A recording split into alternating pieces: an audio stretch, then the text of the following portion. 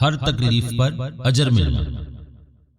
نبی کریم صلی اللہ علیہ وآلہ وسلم نے ارشاد فرمایا، جب تم میں سے کسی کو کوئی تکلیف پہنچے تو اسے چاہیے کہ وہ یہ کہے، انا للہ و انا الیہ راجعون، یا اللہ میں اس تکلیف پر ثواب کا طلبگار ہوں، مجھے اس پر اجر عطا فرمائیے اور اس کی جگہ مجھے کوئی اس سے بہتر چیز عطا فرمائیے۔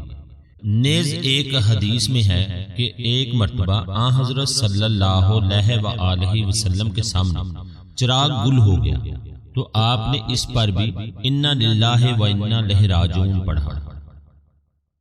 نماز جنازہ کا ثواب کے بارے میں ارشاد فرمایا، جو شخص کسی جنازہ پر نماز پڑھے اس کو ایک قرات ملے گا، اور جو اس کے پیچھے جائے یہاں تک کہ اس کی تدفین مکمل ہو جائے تو اس کو 2 قرات ملیں گے، جن میں سے ایک احد کے ایک پہاڑ کے برابر ہوگا۔ تعزیت و تسلی، جو شخص کسی مصیبت زدہ کی تعزیت تسلی کرے اسے اتنا ہی ثواب ملے گا جتنا اس مصیبت زدہ کو اس مصیبت پر ملتا ہے۔ اللہ پاک کا سایہ ملنا، اللہ تعالیٰ قیامت کے دن فرمائیں گے کہ میری عظمت کی خاطر آپس میں محبت کرنے والے کہاں ہیں؟ آج جب کہ میرے سائے کے سوا کسی کا سایہ نہیں ہے، میں ایسے لوگوں کو اپنے سائے میں رکھوں گا۔